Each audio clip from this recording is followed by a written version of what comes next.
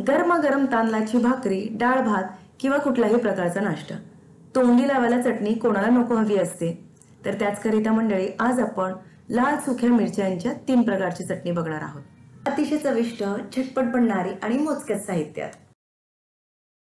म्हणून जास्ती वेळ न घालवता आपण रेसिपीला सुरुवात करूया. नमस्कार, मी भारती म्हात्रे सिम्पली स्वादिष्टमध्ये तुमचं खूप खूप मनापासून स्वागत करत आहे. जर तुम्ही चॅनलला सबस्क्राइब केलं नसेल तर सबस्क्राइब करा आणि साईडला छोटीशी बेल आयकन आहे ते सुद्धा हिट करा. त्याच्याने तुम्हाला माझे सर्व नवीन रेसिपीचे अपडेट सर्वात आधी मिळत राहतील. 3 प्रकारची चटणी आज आपण बनवणार आहोत. त्याच्यासाठी एक मेन बेसिक चटणी आपल्याला बनवायची आहे. त्यासाठी इथे 3 प्रकारच्या मिरच्या मी घेतलेल्या आहेत. पहिली बघा, काश्मीरी लाल मिरची आहे. काश्मीरी मिरची ओळखण्यासाठी नेहमी अशी काळपट मिरची बघावी, त्याच्याने रंग सुरेख येतो. आणि ही आहे बेडगी मिरची, त्याच्याने चवही असते, रंगही असतो. म्हणजे तिखटपणा पण आहे, याला चव पण आहे आणि रंग पण. आणि खूप जास्त तिखट चटणी हवी असेल तर त्यासाठी इथे आपण लवंगी मिरची घेतलेली आहे.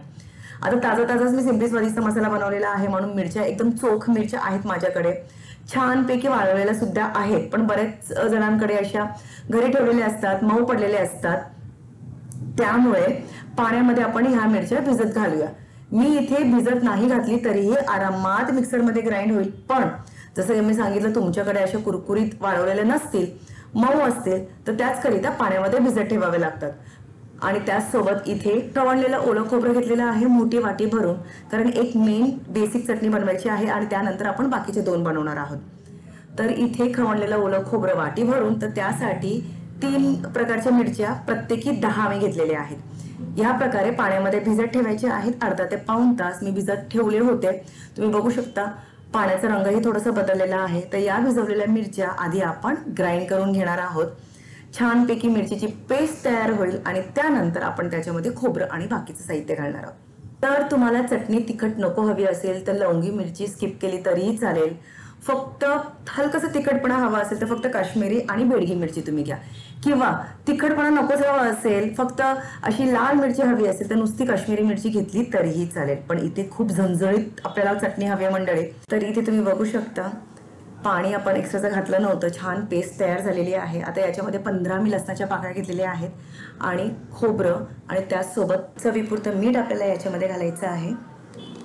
आता इथे मीठ घातल्यानंतर बाकी काहीच घालायचं नाहीये. या चटणीमध्ये फक्त लसूण, खोबरं, मिरची आणि मीठ आहे, बस. फक्त ग्राइंड करताना किती पातळ किंवा घट्ट हवी आहे चटणी त्यानुसार आपल्याला पाणी याच्यामध्ये घालायचं आहे. सुरुवातीला एकदा फिरवून बघा, त्यानंतर लागेल तेवढं तुम्ही पाणी घालून या प्रकारे चटणी तयार करा. तर मंडळी, झणझणीत तिखट चटणी आपली तयार आहे. बेसिक चटणी आहे, याला आपण बिलकुलही फोडणी देणार नाही आहोत. तांदळाच्या भाकरीसोबत आम्ही ही चटणी अशीच खातो. पण जर तुम्हाला फोडणी द्यायची असेल तर तुम्ही मोहरी, जिरं आणि कढीपत्त्याची फोडणी देऊ शकता. पण ही चटणी गरमागरम तांदळाच्या भाकरीसोबत अप्रतिम लागते मंडळी. फक्त सोबत एक कांदा असला की बस. तर आपली आजची बेसिक मेन तिखट चटणी तयार आहे. आता या चटणीमध्ये बाकीचे साहित्य घालून आपण बाकीच्या 2 चटण्या बनवणार आहोत. लागेल तेवढी घ्यायची आणि उरलेली चटणी फ्रीजमध्ये ठेवायची टिकण्यासाठी. आरामात आठवडाभर तुम्ही ती फ्रीजमध्ये ठेवू शकता. आता दुसरी चटणी जी आपण बनवणार आहोत ती आहे कैरीची चटणी. हीच चटणी आपण घेणार आहोत आणि याच्यामध्ये कैरी घालून मस्त अशी आंबट चटणी बनवणार आहोत. तर पहिली आपली बेसिक चटणी खूप जास्ती प्रमाणात आहे. कैरीची चटणी बनवण्यासाठी इथे मी 2 चमचे भरून चटणी घेणार आहे. तर मिक्सरच्या भांड्यामध्येच घालणार आहे. त्याच भांड्यामध्ये, बिलकुलही धुवायची गरज नाही आहे, धुतलेली वगैरे नाही का, ऑलरेडी त्याच्यामध्ये चटणी होती. तर तुम्ही बघितली की किती चटणी मी घेतलेली आहे. आता याच्यामध्ये फक्त आपल्याला घालायची आहे कैरी. तर इथे कैरीच्या फोडी मी कापून घेतलेल्या आहेत, साधारण 2 चमचे भरून, कारण चटणीच तेवढी आहे म्हणून कैरी तेवढी जास्ती घेतलेली नाही आहे. जेवढी जास्ती चटणी असेल तेवढी जास्त कैरी घालायची आहे आणि ते सुद्धा तुम्हाला किती आंबट हवं आहे त्यानुसार. आता फक्त ग्राइंड करून घ्या आणि या प्रकारे मस्त अशी कैरीची चटणी तयार करा.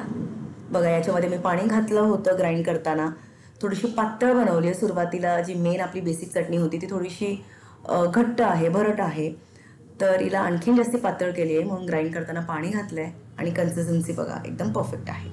तर आपली कैरीची चटणी तयार आहे. आता हिला द्यायची आहे फोडणी. तर त्यासाठी 2 चमचे तेल गरम करा.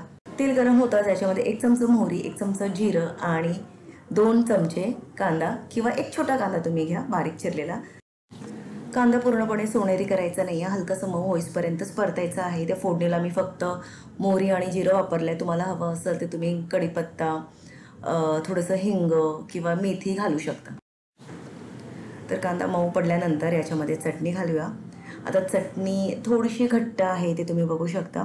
मिक्सरला लागलेली जेवढी चटणी आहे त्याच्यामध्ये थोडंसं पाणी घालून ते पाणी आपण याच्यामध्ये घालणार आहोत, जेणेकरून चटणी छानपैकी अशी थोडीशी पातळ होईल. ही चटणी तुम्ही डोसा, उत्तप्पा, इडलीसोबत खाऊ शकता किंवा तुम्ही चपातीसोबत खाऊ शकता. छान लागते कारण कैरी आहे, आंबट चटणी आहे किंवा डाळ भात भाजीसोबत तुम्ही ही सर्व करू शकता. कशासोबतसुद्धा खाऊ शकता मंडळी, अतिशय चविष्ट लागते.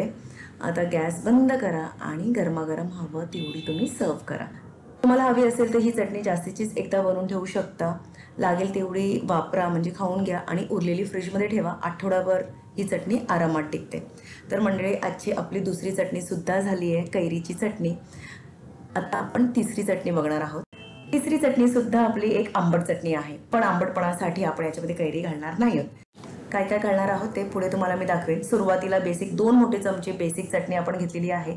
त्याच्यामध्ये 2 चमचे भाजलेली डाळ, 2 चमचे भरून घट्ट दही घेतलेली आहे, आंबट दही, 1 चमचाभर साखर, चवीपुरतं मीठ. हे सगळं फक्त आपल्याला ग्राइंड करून घ्यायचं आहे. सुरुवातीला पाणी घातलेलं नाही आहे कारण दही आहे. नंतर कन्सिस्टन्सी कशी हवी आहे, किती पातळ किंवा घट्ट चटणी हवी आहे त्यानुसार पाणी घालून मस्त अशी ग्राइंड करून घ्या. आणि इथे तुम्ही बघू शकता इडली, डोसा, वडा, उत्तप्पा, आप्पे या सगळ्यांसाठी एक परफेक्ट लाल चटणी म्हणजे लाल आंबट चटणी तयार आहे. नेहमी आपण साऊथ इंडियन चटणीमध्ये, लाल चटणीमध्ये टमॅटो वगैरे घालतो, पण मंडळी कधी दही आणि भाजलेली डाळ घालून बघा, जबरदस्त लागते. आता हिला फक्त आपल्याला फोडणी द्यायची आहे. आता इथे सुद्धा फोडणी तुम्ही तुमच्या आवडीची फोडणी देऊ शकता. मोहरी, जिरं, कढीपत्ता, हिंग, मेथी किंवा चण्याची डाळ घेऊ शकता, काहीही घेऊ शकता. पण मी फक्त याच्यामध्ये मोहरी आणि जिऱ्याची फोडणी देते आहे. तर मंडळी याच प्रकारे मस्त आपल्या तिन्ही लाल चटण्या तयार आहेत. तिन्ही वेगवेगळ्या आहेत. एक बेसिक चटणी बनवली आणि त्या बेसिक चटणीने आपण बाकीच्या 2 चटण्यासुद्धा बनवलेल्या आहेत. ताज्या मस्त लाल सुक्या मिरच्या माझ्याकडे आल्या होत्या आणि मग त्यामुळे रेसिपी तर झालीच पाहिजे. आणि एक चटणी कशाला, आपण वेगवेगळ्या चटण्यासुद्धा दाखवू शकतो. तर म्हणून मंडळी 3 प्रकारच्या चटण्या दाखवल्यात. डाळ भात सोबत खाऊ शकता, भाकरीसोबत खाऊ शकता, इडली, वडा, डोसा लागेल त्यासोबत खाऊ शकता. तर मंडळी आय होप तुम्हाला तिन्ही माझ्या चटण्या आवडल्या असतील. तुम्ही सुद्धा बनवा, स्वतःही खा आणि सर्वांना खायला द्या. आणि आवडल्यास लाईक, शेअर, सबस्क्राईब आणि कमेंट करायला बाकी विसरू नका. आणि पाहत राहा सिम्पली स्वादिष्ट. आजचा हा व्हिडिओ वेळ काढून पाहिल्याबद्दल खूप खूप धन्यवाद आणि भेटूया आपण पुढच्या व्हिडिओमध्ये. Till then bye bye.